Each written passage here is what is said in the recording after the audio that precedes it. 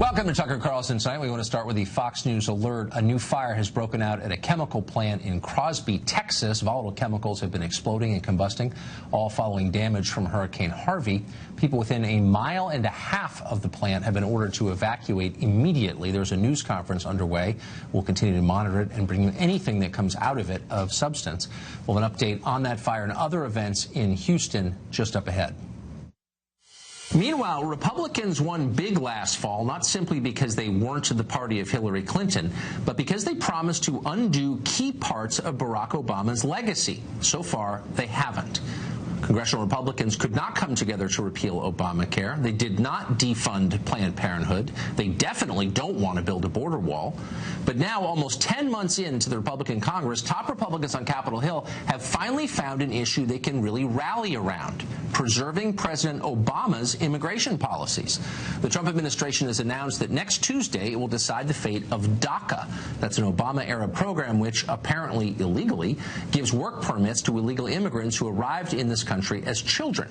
Killing that program would fulfill one of the Trump campaign's promises. It would also fit with the Republican Party's stated position against amnesty and in favor of enforcing the law rather than granting politicized immunity. Yet Republican leaders in Congress are scrambling to preserve DACA. This morning, in a radio interview, Speaker of the House Paul Ryan begged the president to keep the program in place until Congress can pass a bill granting amnesty to the illegal immigrants DACA covers. Listen. I actually don't think he should do that, and I believe that this is something that Congress has to fix. Speaker Ryan is not alone in that position. Congressman Mike Kaufman of Colorado says he wants to force a vote on the so-called Bridge Act. It's a Democrat-crafted bill that would give legislative sanction to DACA. Lindsey Graham of South Carolina is backing the same bill in the Senate. Also in the Senate, Tom Tillis of North Carolina is already crafting amnesty legislation he is calling conservative, a conservative alternative to DACA.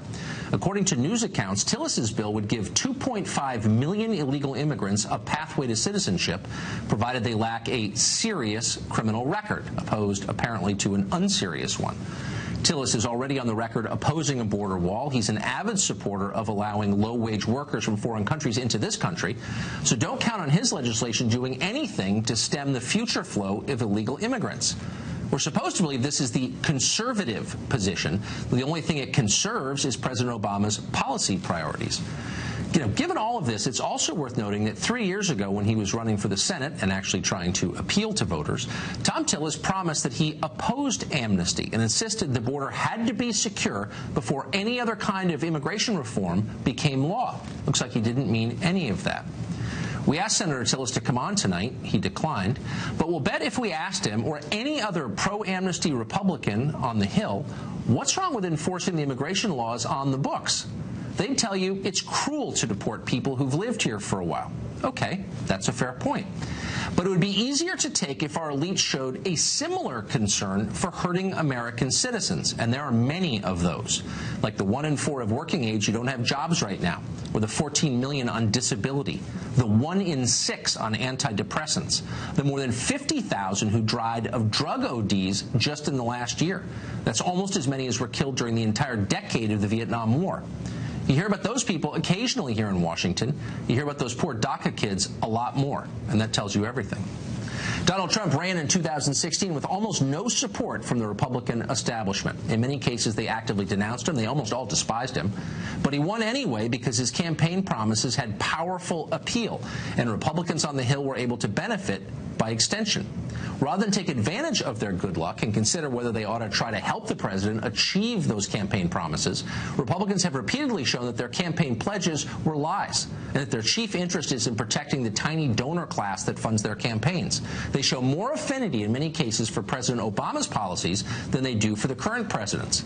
No wonder that Congress's approval ratings are generally lower than those of our historically unpopular president. When a bunch of Republicans are crushed in next fall's congressional elections, they'll try to blame the president.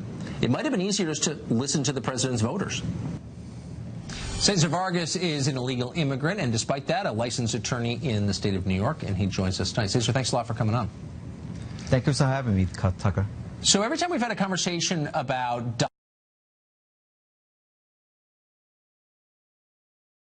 DACA or the Dreamers, it comes up, the person you're talking to says, look, a lot of these people are worthy, they're decent, they're Americans, essentially. And by the way, I agree with all that. I think there are a lot of really decent people caught up in this, and I feel sorry for them. But I also think there's a principle here that we shouldn't ignore.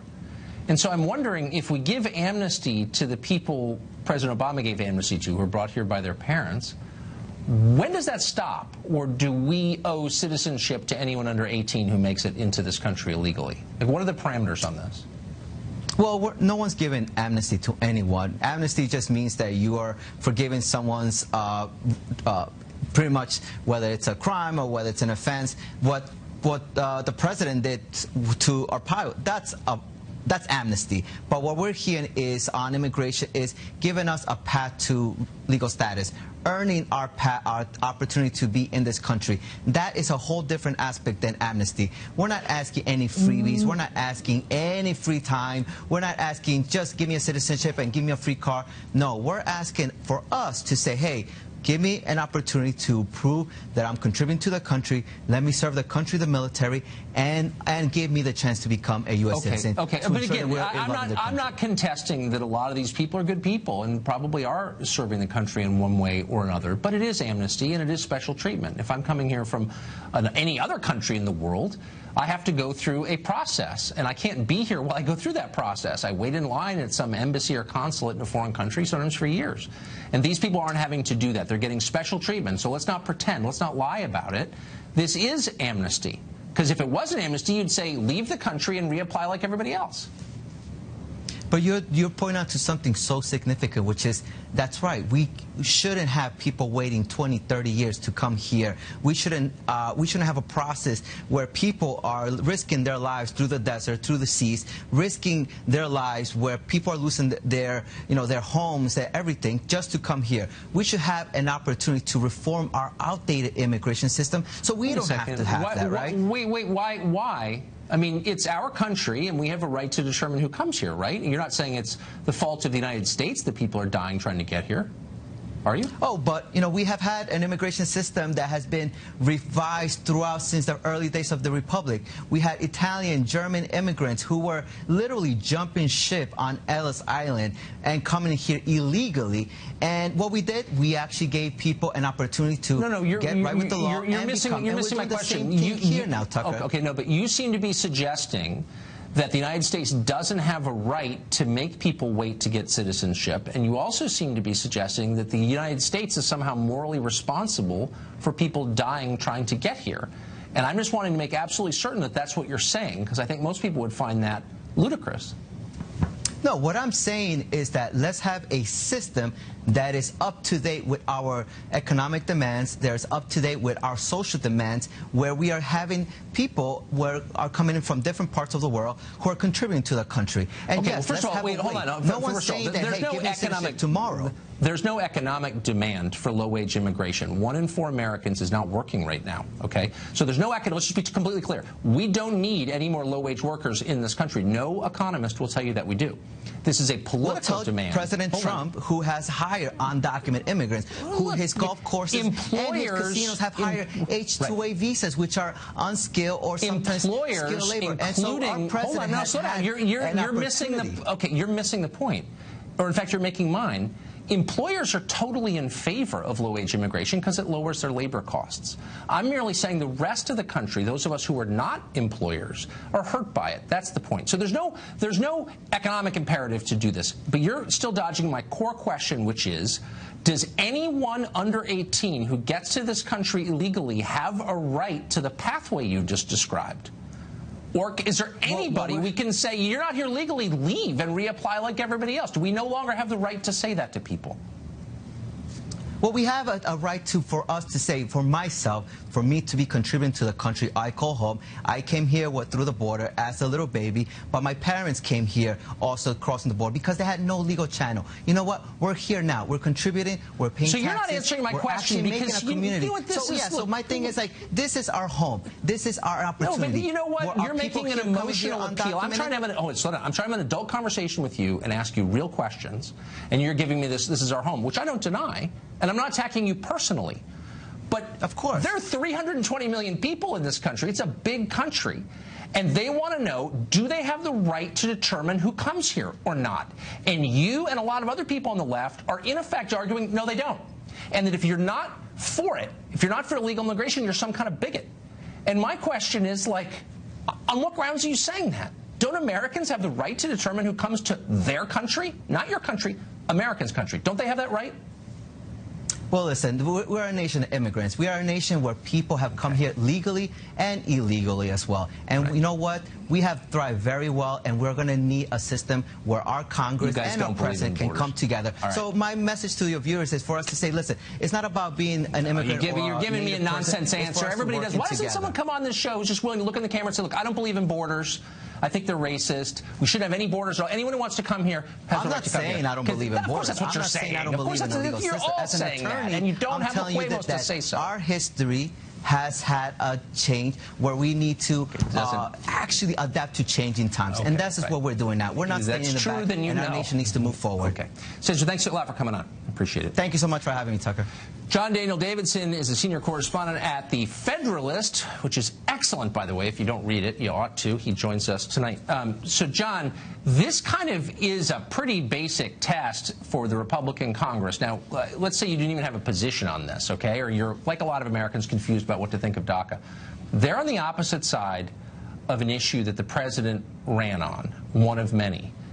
At this point, do they have anything in common, the president and the Republican Congress? They seem to be on completely different pages on every topic. Well, yeah, you can chalk this one up just like the Obamacare debate that we had earlier in the year. You know, this is another testament to the dysfunction of the Republican Congress and the hypocrisy and political cowardice of GOP leaders in the House and the Senate.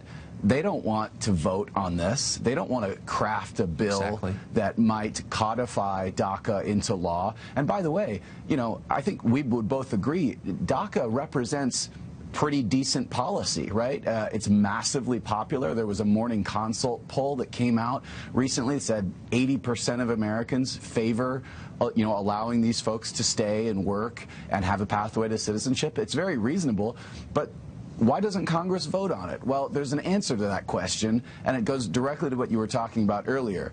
The people that Congress actually works for, special interests and employers and big business and the establishment, don't want to vote on this. They don't want to pass immigration legislation. Because it will reveal what they really think. So the average person, and I am among them, feels sorry for people who are brought here as kids. They had no role in it. A lot of them seem like really nice people. You're watching the Today Show. It's an endless chain of sob stories. And I'm sympathetic, and I mean that, for real. But no one mentions the principle. Like, under what circumstances are you allowed to come here and stay? Is it okay to come illegally and stay? If that is the rule, then what does that mean for us? Like, how many people will be living in America 50 years from now if that's the rule? Why doesn't anyone articulate clearly what the real rules about immigration ought to be?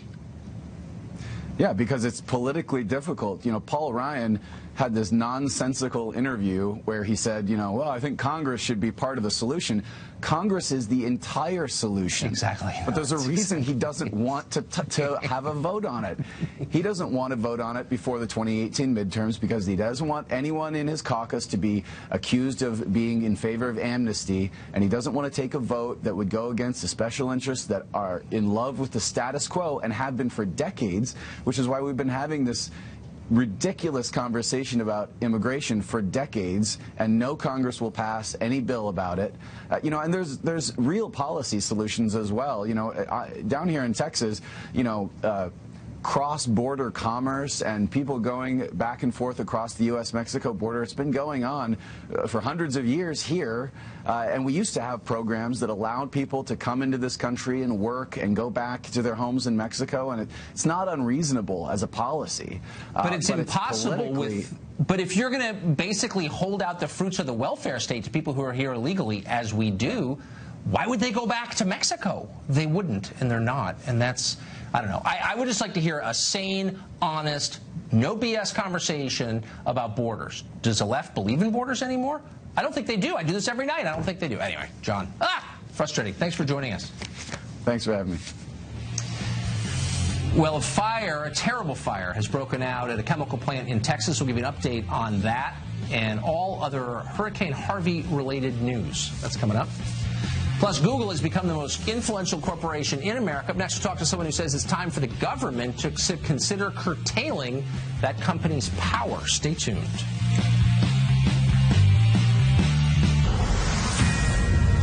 This is a Fox News alert. A new fire has broken out in a chemical plant in Crosby, Texas, where a loss of power caused by Hurricane Harvey has caused volatile chemicals to explode. And it's bad. And dumping pollutants into the air. We're going to keep you posted when we get details on that. Elsewhere in Texas, meanwhile, flooding remains severe nearly a week after the hurricane hit.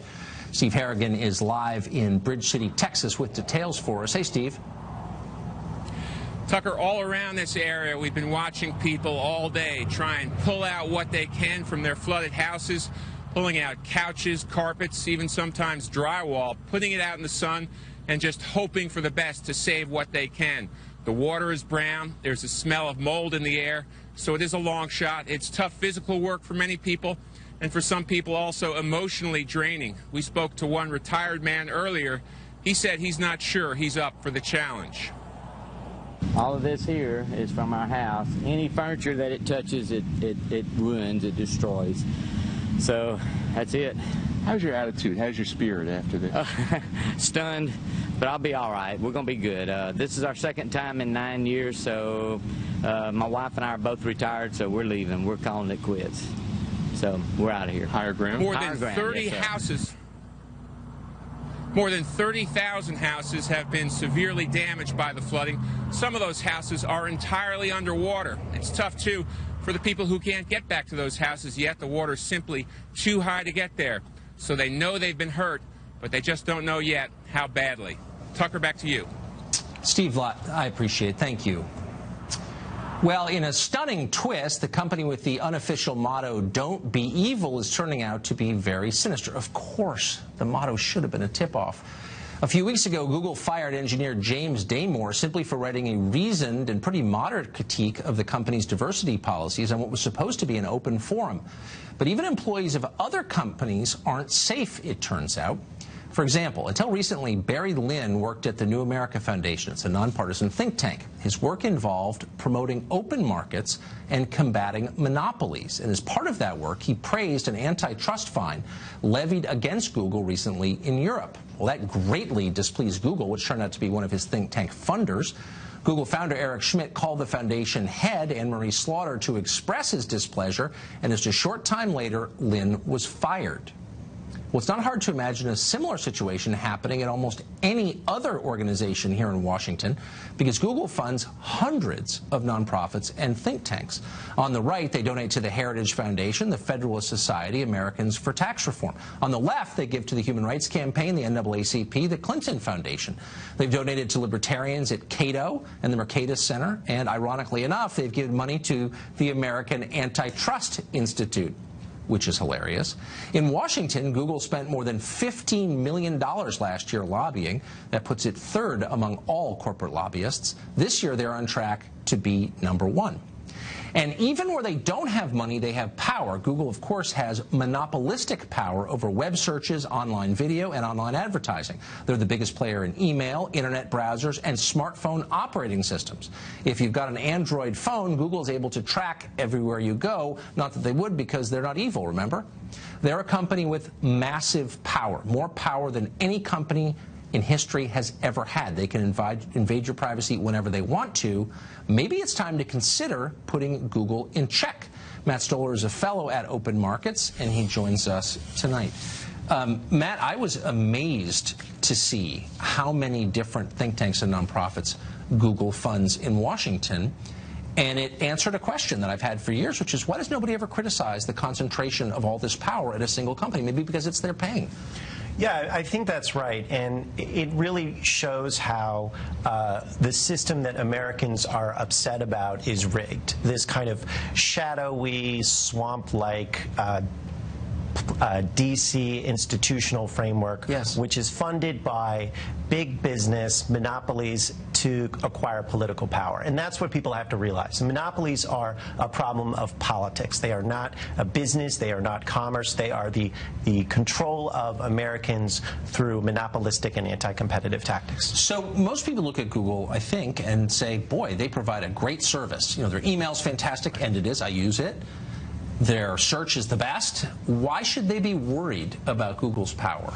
Yeah, I mean, Google has 7 products with more than 1 billion users, and they're great products. YouTube is great. Gmail is great. It is a technological marvel. The problem isn't the products that they produce. The problem is the data gathering and the anti-competitive tactics that they use to acquire that power and to sort of steal revenue from every publisher, every producer of information in art and news in our culture. And that is a threat to democracy. So the idea with traditional antitrust policy, which is designed to slow down the capture of monopoly and restore citizenship, is to maintain what's good about these institutions but protect citizens from their overwhelming power. I mean, one of the most basic precepts of government is no government allows institutions to accrue enough power to challenge its authority, and yet our government has allowed Google to accumulate this power and said basically nothing. Why is that? Well, in a lot of ways, it was sort of an intellectual takeover on the right and on the left, in which we stopped understanding that corporations and banks were actually part of our political system. So in the middle of the century, and actually going back to the founding of the country, there was this understanding that commerce and business needed to be separated from government, and that if commercial institutions became too powerful, they were in effect government-like entities. So you can look at Google as a kind of concentration of power that is political in nature, not just a commercial or business entity. We sort of lost that tradition in the 70s, and first the financial crisis with too big to fail banks, and now the growth of these dominant internet platforms that are manipulating Americans has really brought that tradition back. I'm sorry, this is, I just want to tell our viewers, this is a list of all the groups in Washington, the nonprofits that receive money from Google, and if you're wondering why nobody ever criticizes Google, this may have something to do with it. I'm a little amazed, finally, by the response of liberals, well, and of conservatives, but conservatives traditionally have supported big businesses, okay? But liberals traditionally have been very suspicious of corporate power. Along comes Google, amasses more power than anyone ever, way more than Rockefeller or Carnegie ever had. And liberals in my neighborhood never say anything about it. Why is that? Well, I mean, it's an interesting question, because there's actually a strong both conservative and liberal tradition of anti-monopoly thinking. Yes. There's also a strong pro-monopoly tradition on both the right and the left, and that's the tradition that's been dominant in both parties. So there are a lot of liberals, and I probably was one of them 10 years ago, who thought that Google's motto of "Don't do evil" was the right thing. You know, they meant it, and their idea of organizing the world's information sounded neat, because, you know, organizing information, who could dislike that? But once you start to see this overwhelming organization of all information, a lot of things start to change. Well, it's terrifying, and I appreciate your being one of the rare people here who's working on this. Thank you for coming on. Thanks a lot, Tucker. Thank you. Well, America's take on the Cultural Revolution quickly spread beyond Confederate monuments. It's now targeting Christopher Columbus. One comedian is standing up to preserve Columbus's legacy. Joe Piscopo joins us next.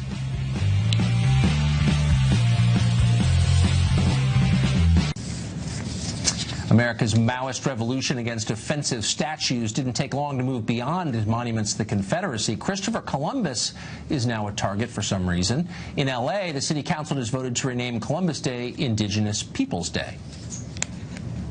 Councilman Mitch O'Farrell is behind the proposal and held a rally ahead of the vote. We have history behind us, and we will no longer stand for revisionist thinking, celebrating someone who was responsible for setting in motion the greatest genocide known in world history. Wow, the frenzy of self-hatred continues. In New York City, Columbus statues are being vandalized. The city council is discussing renaming Columbus Circle and the removal of a Columbus statue there. Joe Piscopo is not taking this sitting down. The comedian and talk show host is rallying to protect Columbus. Thank God somebody has to, and he joins us tonight. Joe, why are you doing this? Tucker, I'm such a proud Italian-American. I think of my grandparents coming over here from Avellino, Italy, learning the laws, learning the language of the United States of America, being proud Americans. My grandparents and my parents always told me, this is America, the greatest country on planet Earth. Learn it, live it, be American, be proud to be an American. The Italian-Americans, Tucker, if they were worked so hard. They've been prejudiced against, and all we did was become doctors and lawyers and business people and engineers and architects, and we've given so much to this country. I'm telling you, that statue in Columbus Circle in New York, Tucker, my friend, it ain't coming down. We are not going down, and neither is that statue. So New York must be one of the only places in the country where anybody's defending a statue. I know. Look where we are. Look how great the American spirit is in Houston, Texas. If you have the time to tear down a statue, you have too much time on your hands. Get to Houston and help those poor people in Texas, our brothers and our sisters, our fellow citizens. Look where we are. It's political correctness gone awry. And I can't. And also, we are flawed. Is Columbus flawed? Sure, he's flawed. We're all flawed. I'm flawed. Tucker, in New Jersey, I have a child at every exit. I'm flawed. What am I going to tell you? You know, I mean, honestly. That's a lot of kids. Joe, you ran off with the babysitter. Yes, I did. Have you seen her? Okay, I'm flawed. All right, guilty as charged. But does that mean I'm not going to get a rest stop named after me on the New Jersey Turnpike? After all that, come on. That's a good point. I mean, basically, it's an attack on the fundamental legitimacy of America. They're making the argument that no one of European descent should be here in the first place. That's exactly right. And, you know, when my grandparents came over here, and I have to tell you, that statue of Columbus Circle in New York was built in honor of the largest lynching the mass lynching in American history. And you know what it was, Tucker? It was Italian Americans in New Orleans in 1891. Oh, there famous. was a public official killed.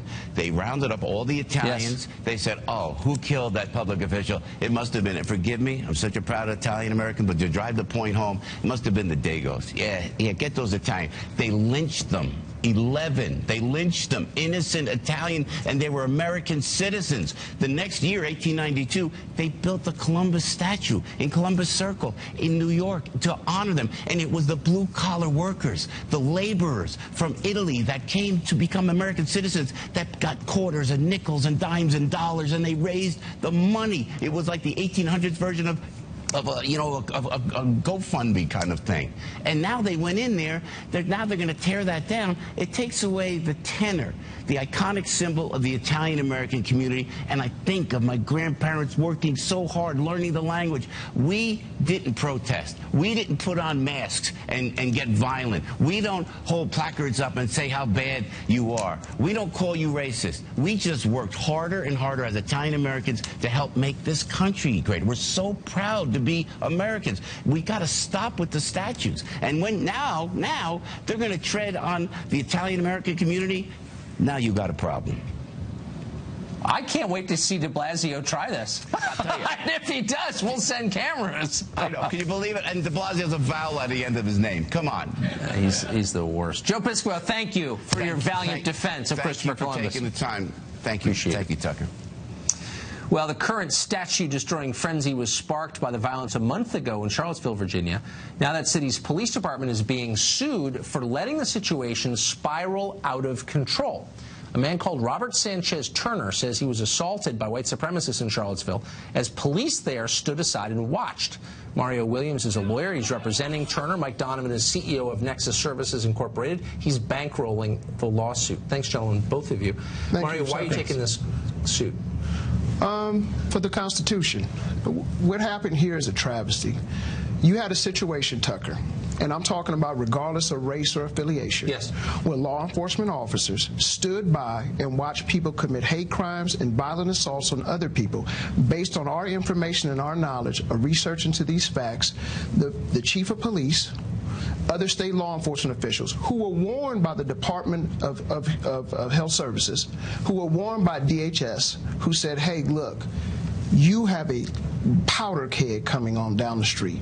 This is the most explosive situation we've had in a few months about this clash between counter-protesters and protesters, Nazi protesters, counter-protesters.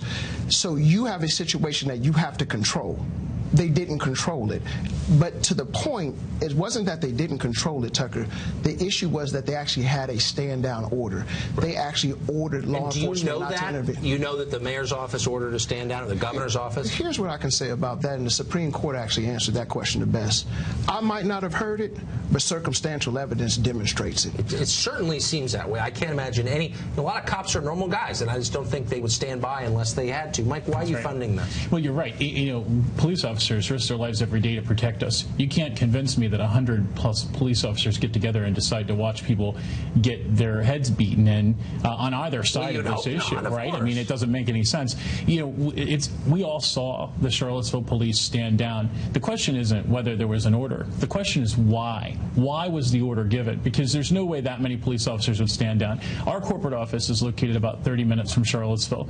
You know, Charlottesville is the progressive capital of Virginia. If this can happen in minutes from Charlottesville, you know, Charlottesville is the progressive capital of Virginia.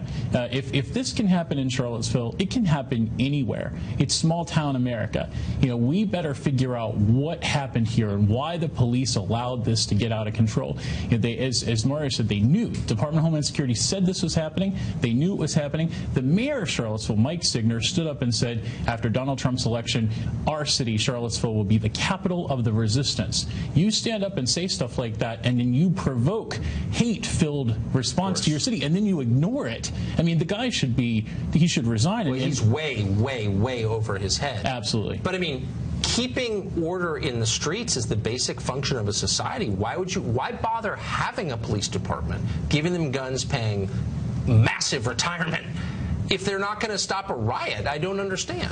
And I agree with you, Tucker, and I hate to drive the point home again. Department of Homeland Security told them the riot was going to happen, told them the basis for the riot, gave them all the intel they needed to understand that there were going to be physical assaults on this day. That's right.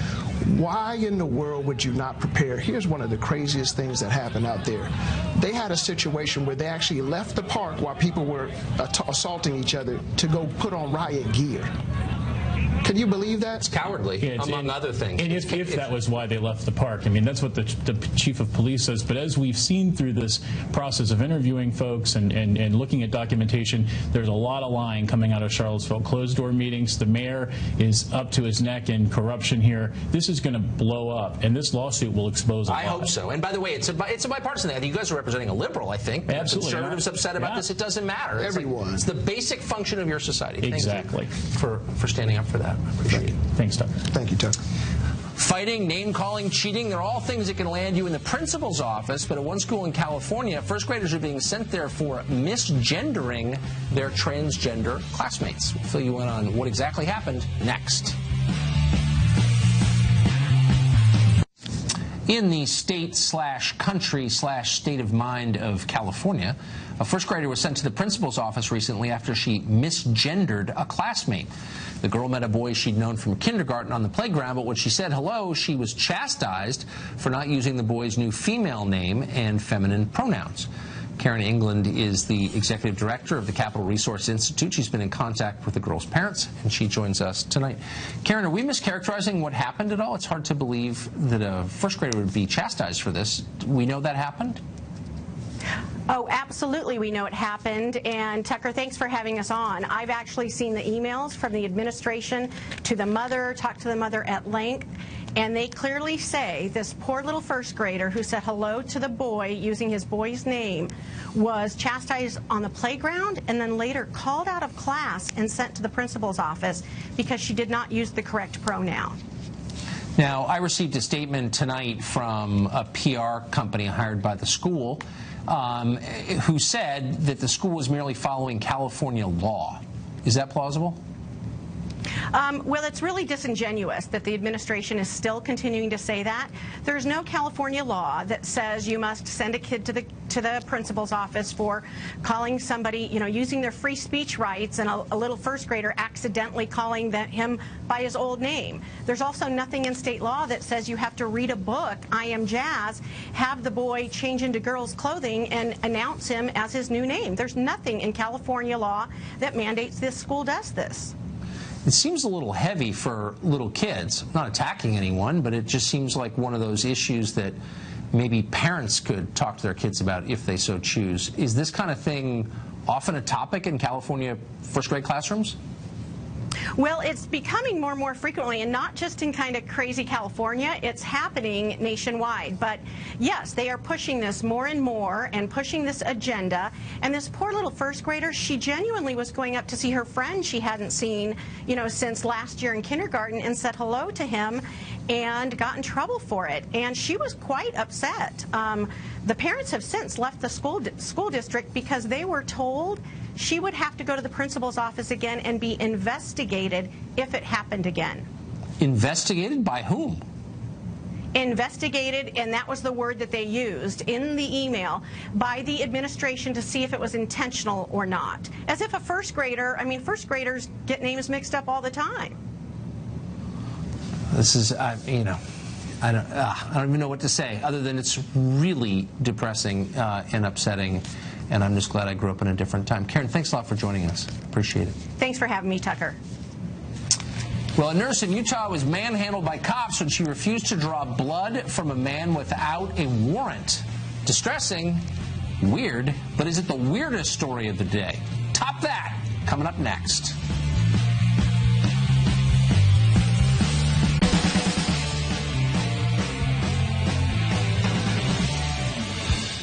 Time now for Top That, the segment where we try to, using science, authoritatively determine the weirdest story of the week. Our panelists tonight, Catherine Lyons, managing editor at Famous DC, Aaron McPike of the Independent Journal Review. Okay, our first story. A Colombian entrepreneur put his wife on the line to sell a product. Designer Miguel Caballero decided to sell a line of bulletproof clothing, T-shirts, shorts, literally by shooting his wife in the abdomen. Watch this. So,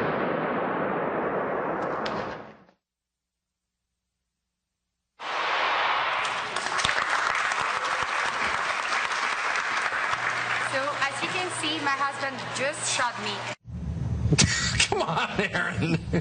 So my favorite part about this is that he's setting up shop in America, in Miami, for the first time, and they want the tank top, of course, in Miami to be the big seller. They're selling it for $495, and he says the beautiful thing is that it's appealing to higher-end clientele, because that's exactly who you want to buy a bulletproof vest for tank top rather, for $495. Are they still married? Apparently, yes, and she's done that before. What a tolerant person she is. Bulletproof marriage. Okay, we'll see if we can find one that's even weirder than that. This is our second story. A Utah nurse was arrested after she refused a police order to draw blood from an unconscious man. There's body cam footage of it, and it shows Alex Wobbles, who apparently once competed in the Olympics, by the way, telling people they need a warrant or a stated intent to arrest the unconscious man or take his blood. Instead of providing either, cops snapped and had her arrested. Catherine, what is this about? So I think what's so outrageous to me is not just the context, but what you see at its core, which is a nurse and a law enforcement. They're supposed to be on the same team, helping others, saving lives, not manhandling one while she's trying to save a life. Why did he arrest her? Well, he wanted her to draw blood, but she was not going to do it because of a hospital protocol, and he wasn't respecting that. Well, it's just absolutely bizarre. Was he in any way sanctioned for this? The truck driver. So the patient was a truck driver involved in the accident, and he wanted it for further review. I can't believe they arrested police stuff. her. Was she charged? I don't believe so. I think they're launching a criminal investigation on that. That is pretty grotesque. So one of the criteria I tried and used to determine the weirdest story of the week is, could this happen to me? Could I imagine myself being... Would you buy a $495 No, the question is, would I let my wife shoot me on camera? Yeah, but would you buy the tank top? It depends. I mean, it depends. I mean, if it was sunny out and I was in Iraq, yeah, I would buy it. But what about Miami? But the real question, probably not Miami. I just go full shirtless there. Would you allow your significant other to shoot you? I'm going to go with a no. And Aaron, would you? No. Okay. Let's watch this one more time.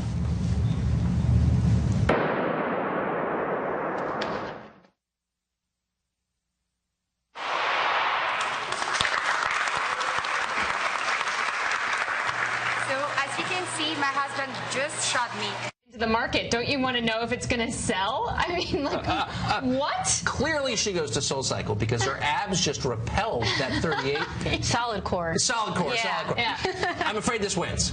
All right. That is the weirdest story I've seen in a long time. I'd vote for that one, too. I think the other one I could kind of believe. Unfortunately. It's great to see you both. We'll be right back.